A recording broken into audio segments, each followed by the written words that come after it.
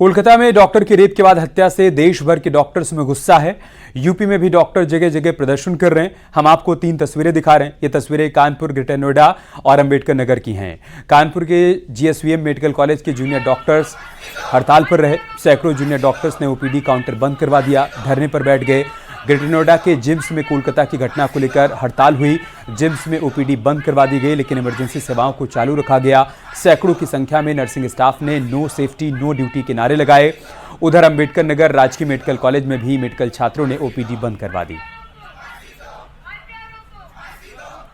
में साथी रिपोर्टर के साथ हुई दुष्कर्म और हत्या की घटना के बाद से डॉक्टर्स का गुस्सा चरम पर। आप देख सकते हैं इस न्यूज 18 ग्राउंड जीरो पे यहाँ मेडिकल कॉलेज के डॉक्टर्स हड़ताल पर। इनका कहना है कि हम सुरक्षित नहीं है, हम सेवाएं कैसे दें। और ऐसे में काली पट्टी बांधकर हाथ पर आज जहां एक और रजिस्ट्रेशन ठप करा दिया, जहां 3,500 से ज्यादा मरीज रोज ओपीडी में आते हैं। ऐसे में डॉक्टर्स अग्रसित है। मैम, हड़ताल कब तक? कुछ नहीं कह सकते, हम बस डॉक्टरों की सपोर्ट में खड़े हैं। जो दर्दनाक घटना हुई है हम उसका बहुत ही उससे विरोध कर रहे हैं।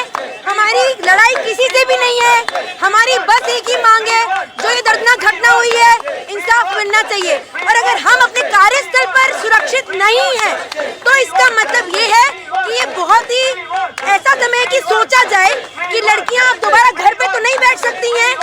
अगर आप ये बोलो कि लोग बोलते समाज के ठेकेदार की छोटे कपड़े पहन के निकल गई या शाम को निकल गई, देर से निकल गई, तब उसके साथ ऐसा हुआ। ये तो अपने कार्यस्थल पे थी, अपनी ड्यूटी कर रही थी। अगर उनके साथ ऐसा हो सकता है, कल को हमें से किसी के साथ भी हो सकता है। कि डॉक्टर्स का आक्रोश कितना साफ कहना है कि यदि डॉक्टर सुरक्षित नहीं है, यदि बेटी डॉक्टर सुरक्षित नहीं है, तो सुरक्षा के बिना अब काम नहीं करेंगे। और ऐसे में ये हड़ताल पर है। आशीष पांडे के साथ अमित गंजू, न्यूज़ 18 कानपुर।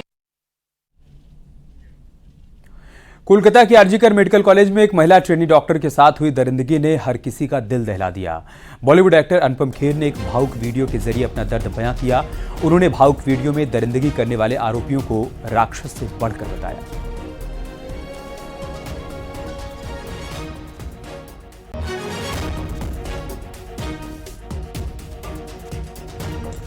जब से कोलकाता में उस रेजिडेंट डॉक्टर के साथ वो मानवता को हिला देने वाला वो जघन्य अपराध हुआ है, जिसके बारे में सोचकर, जिसके बारे में सुनकर रूह कांप जाती है, तब से सोच रहा हूं कि क्या बोलूं।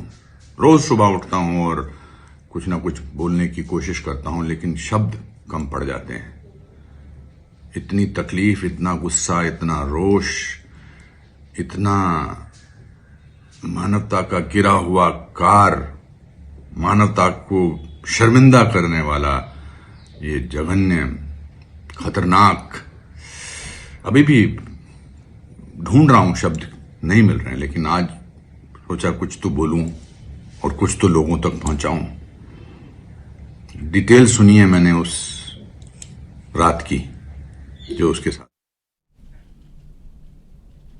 मुंगेली में स्वतंत्रता दिवस समारोह में अजीब वाकया देखने को मिला। शांति के प्रतीक के रूप में कबूतर छोड़े जा रहे थे। मुख्य अतिथि समेत एसपी साहब कबूतर उड़ा रहे थे। मुंगेली एसपी ने भी कबूतर छोड़ा, लेकिन कबूतर उड़ा नहीं और सीधा नीचे गिर गया। घटना से सभी लोग हैरान रह गए। मुंगेली एसपी भी काफी देर तक कबूतर को नीचे देखते रहे, लेकिन वो कबूतर उड़ा नहीं। इसके बाद उन्होंने दूसरा कबूतर छोड़ा। घटना का वीडियो सोशल मीडिया पर वायरल हो रहा है।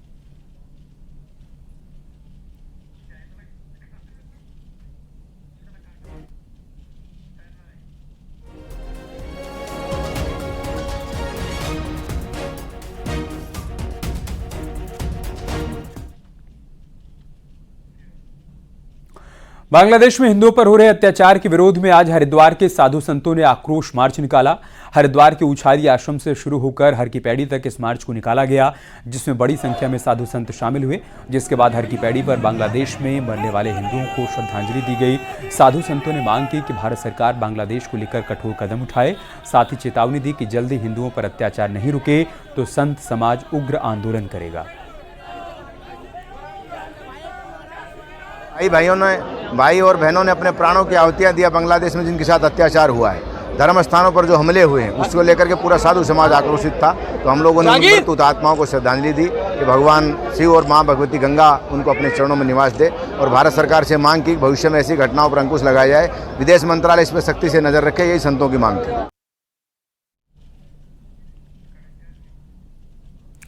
तो ये तस्वीरें हम आपको दिखा रहे थे कैसे साधु संतों की तरफ से गुस्सा प्रकट किया गया। साधु संतों ने कहा कि बांग्लादेश में जो कुछ भी हो रहा है उस पर कठोर कार्रवाई होनी चाहिए। उन्होंने कहा कि भारत सरकार को इस पूरे मामले को गंभीरता से लेते हुए इस मामले में कठोर कार्रवाई करनी चाहिए।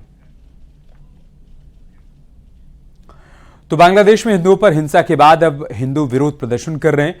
एक रिपोर्ट के जरिए हम आपको दिखाते हैं कि विरोध में किस तरीके से कठोर कार्रवाई की मांग की जा रही है और कहा जा रहा है कि बांग्लादेशी हिंदुओं को सुरक्षा प्रदान की जाए।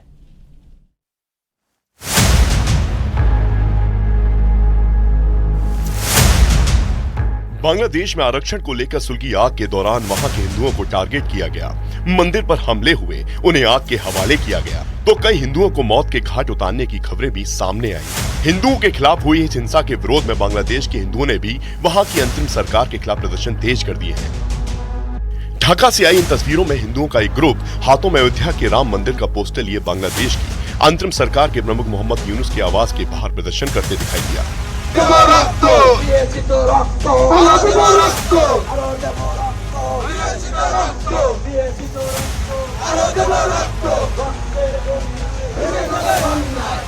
हिंदुओं के इस ग्रुप में पुरुष भी थे और महिलाएं भी। इसके साथ वो लोग भी थे जिनकी अपने बांग्लादेश में हुई हिंसा के शिकार हुए थे।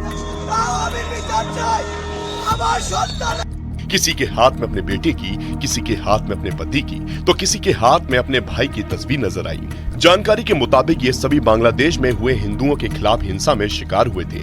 इनमें से कई लोग लापता हैं, तो कई की मौत हो चुकी है। ढाका के यमुना गेस्ट हाउस के बाहर प्रदर्शन करने वाले हिंदुओं के इस ग्रुप ने अपनी 8 मांगे मोहम्मद यूनुस सरकार के सामने रखी, जिनमें मंदिर के पुनर्निर्माण और हिंसा के दौरान लापता हुए लोगों की तलाश की मांग की गई।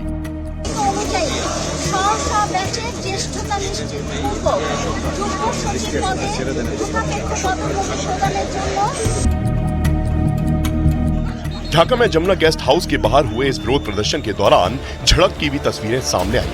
अल्पसंख्यक हिंदू समुदाय के सदस्यों और सेना के जवानों के बीच मामूली झड़प भी हुई।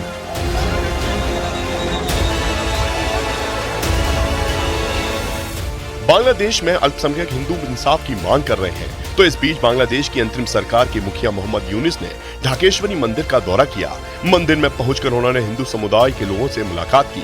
मोहम्मद यूनुस से मुलाकात करने वाले बांग्लादेश पूजा उद्यापन परिषद के अध्यक्ष वासुदेव धर, महासचिव संतोष शर्मा, सर्वजनीन पूजा समिति के अध्यक्ष जयंत कुमार देव समेत कई लोग मौजूद रहे। इन सबसे मुलाकात के बाद मोहम्मद यूनुस ने कहा कि वो एक ऐसा बांग्लादेश बनाना चाहते हैं जो एक परिवार की तरह हो। मोहम्मद यूनुस ने हिंदुओं पर हमले पर कार्रवाई का भरोसा दिया, जिसकी पुष्टि न्यूज 18 इंडिया से एक्सक्लूसिव बातचीत में बांग्लादेश पूजा उद्यापन परिषद के अध्यक्ष वासुदेव धर ने की। आप लोग ने क्या मोहम्मद यूनुस साहब को बताया कि कितने हिंदू परिवारों पर हमले हुए, कितने हिंदुओं की मौत हुई है? ऐसा कोई डेटा भी, आंकड़ा भी दिया? And after that, an army moved, and after that, after 9th August, today is starting. After 9th August, the condition of the throughout the country started becoming normal. क्या उन्होंने इंश्योर किया है कि जिन मंदिरों पर हमला हुआ है उसको रिनोवेट कराएगी सरकार, नई सरकार, ऐसा कुछ? Yeah. They will help. They will help us to rehabilitate the temples. He will take every steps regarding the attack on Hindus. Our temple houses and other attacks on commercial installations and others. उधर बांग्लादेश में अल्पसंख्यकों पर हुए हमले के बाद Mohammad Yunus manage करने की कोशिशों में जुटे हुए हैं, तो इधर बांग्लादेश छोड़ चुकी पूर्व प्रधानमंत्री शेख हसीना ने बांग्लादेश में हिंसा पर चुप्पी तोड़ी है। देश छोड़ने के बाद शेख हसीना की तरफ से पहला बयान जारी हुआ। उनके बेटे सजीव वाजिद जॉय ने सोशल मीडिया प्लेटफॉर्म एक्स पर शेयर किया इस बयान में शेख हसीना ने बांग्लादेश में हुई हिंसा में मारे गए लोगों को श्रद्धांजलि दी और बांग्लादेश में हुई हिंसा को आतंकी हमला कहते हुए खुद को न्याय देने की मांग की। इसके साथ ही उन्होंने हत्याओं के दोषियों को सजा देने की मांग की। अपने बयान में शेख हसीना ने अपने पिता और परिवार की कुर्बानियों को गिनाया और बंगबंधु की प्रतिमाओं के अपमान पर भी दुख जताया। यही नहीं, शेख हसीना ने बांग्लादेशी नागरिकों से 15 अगस्त पर अपने पिता शेख मुजीबुर रहमान की बरसी पर शोक मनाने की भी अपील की है। इधर शेख हसीना अपने पिता की बरसी पर शोक मनाने की अपील कर रही हैं, तो दूसरी तरफ बांग्लादेश की अंतरिम सरकार ने 15 अगस्त की छुट्टी को कैंसिल कर दिया। बांग्लादेश की कई पार्टियों ने अंतरिम सरकार से आग्रह किया था कि 15 अगस्त को अब राष्ट्रीय शोक दिवस के तौर पर नहीं मनाया जाए। 15 अगस्त को राष्ट्रीय शोक दिवस के तौर पर मनाया जाता है क्योंकि इसी दिन शेख हसीना के पिता शेख मुजीबुर रहमान की हत्या हुई थी। 15 अगस्त 1975 को सेना के अधिकारियों ने उनके घर को चारों तरफ से घेर कर ताबड़तोड़ गोलियां चलाकर उनकी हत्या कर दी थी। तब से बांग्लादेश में 15 अगस्त को राष्ट्रीय शोक दिवस मनाया जाता है।